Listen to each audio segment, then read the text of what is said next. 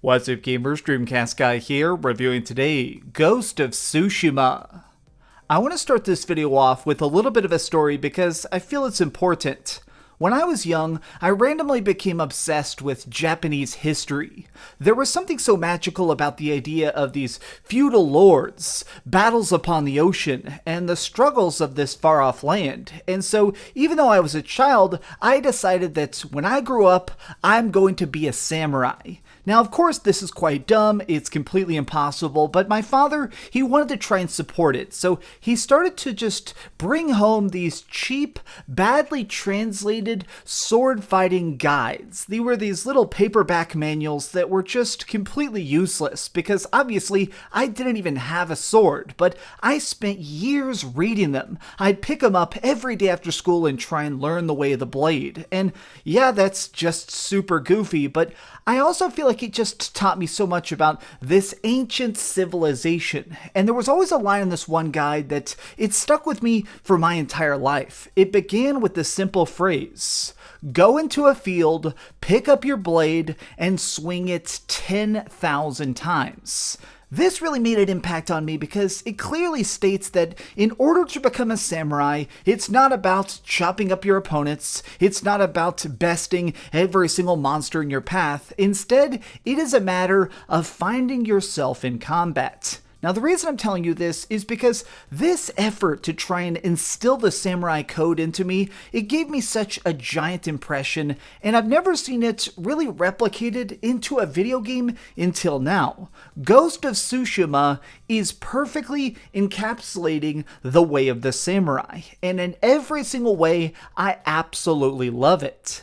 So what we're going to be doing today is breaking down the battles, the story, the amazing exploration, and the land of Tsushima itself to see if this is really worth the price. Let's start off by talking about that plot because it's very, very straightforward. This is, in many ways, a classic samurai film, and the hero of the story is this man named Jin, somebody who has just lost everything. He was actually a lord of this land, somebody whose job it was to try and protect his people and make the hard choices, when suddenly the Mongolian army has decided to invade. And in case you've never read any Japanese history, the Mongolians are incredibly scary because they don't care about honor, they don't care about duty. The only thing they want is to completely burn your entire nation to the ground, which means that when you encounter these guys, they don't want a fair fight, they want you dead as quickly and savagely as possible. And so because of this, Jin ends up having to think of himself in a different way.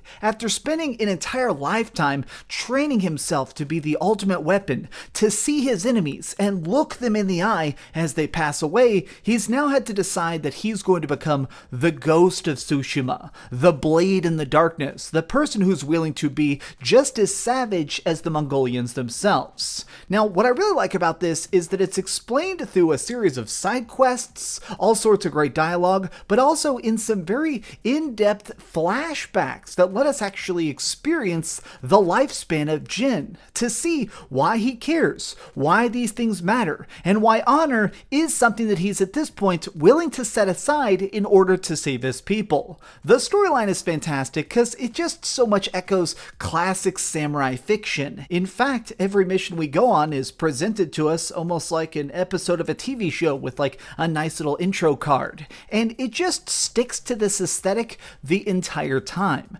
But what really matters, of course, is the gameplay. If the fighting ain't fun, nobody's going to play it. And here is definitely where the game shines brightest. Now, when you go into this, you have a lot of different options, and the deeper you go into this game, the more complex things get. Now, originally, of course, you have your sword, it's your father's blade, and you have a chance to try and defeat people by parrying, dodging, and of course, stabbing the heck out of them. But as the game goes on, you slowly unlock a lot more techniques, both as yourself and also as the ghost, because there really are sort of two parts to this. There's the open ground fights that are about trying to defeat somebody while looking them directly in the face. But then there's also the ghost tactics. As you play into the game, you slowly kind of decide to put down the samurai code. You become more understanding of the idea that as long as the Mongolians are dead, you have claimed victory. So you slowly unlock more things like bows, bombs, special techniques that let you jump down on foes and grapple hook over and try and stab them from the skies. I love that there's this really cool duality between the ghost and Jin. Him trying to be conflicted in the story itself is reflected in such a clear way in combat. But what I also like about this is that you really have all these tools at any time. As long as you're constantly trying to craft new weapons and stuff, you are actually constantly able to play and switch styles. There were a lot of times where I'd sneak into a base and take out 4 or 5 guys as sneakily as possible, and then I'd whip out my sword and just start chopping people up in those nice fair fights. I like that you really get a chance to choose your own tactic, and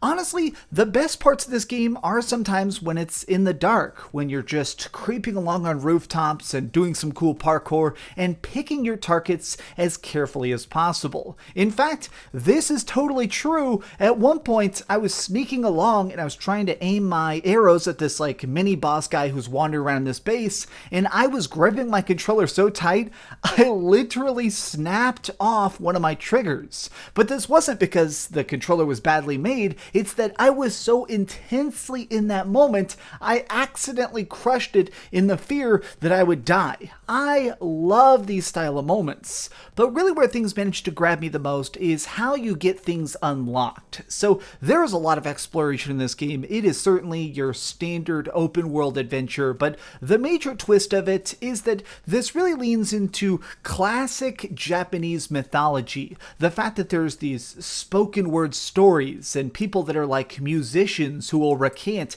ancient legends, but all of them have real world results. Basically, as you're playing this game, you can choose to stop and talk to townspeople, and they may just tell you a little thing about, oh, if you go on that mountain and follow where the thunder strikes, you can uncover a secret attack that'll make it where you're extra quick. Or if you want, you can maybe challenge a wandering master swordsman to try and unlock a new ability or get a new giant suit of armor. It really just works surprisingly well that there's these layers of exploration. You're constantly wanting to try and find the next hot spring or enemy outpost or next just bulk of stuff to manually upgrade each part of your gear the next time you go back to town. There is a beautiful mix of concentrated combat, really good story, and just a love for the land of Tsushima. This game is really an expression of freedom that I haven't seen in any other game this year. By far, this is easily, I'm just going to say it right now before we even go to the score,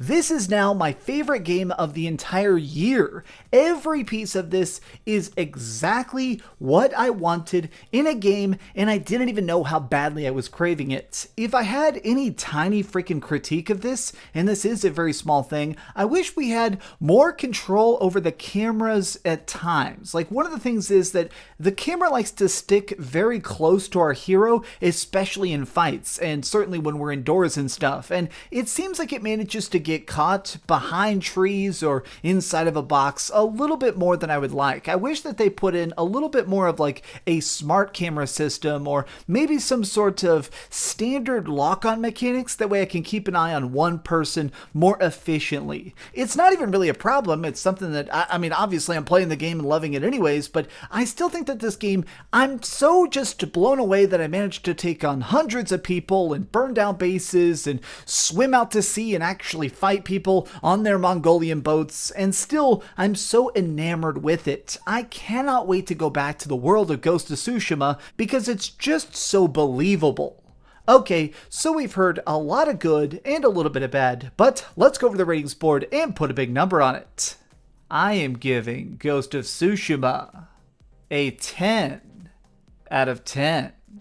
This was really one of those games that, as I entered it, I was so skeptical, because even though I do love the projects of Sucker Punch, I still feel like the advertising, it just didn't show off how special this game was going to end up being. So this has been a very fun, brutally honest review. I enjoyed trying to rip into this experience, but the deeper I got into this, the more I managed to just dig to the very heart of Tsushima, the more I was impressed by the construction of it. Thanks so much for watching, gamers. If you enjoyed this video, please give it a thumbs up, share with your friends, and subscribe if you haven't already. But do me the biggest favor of all and keep dreaming.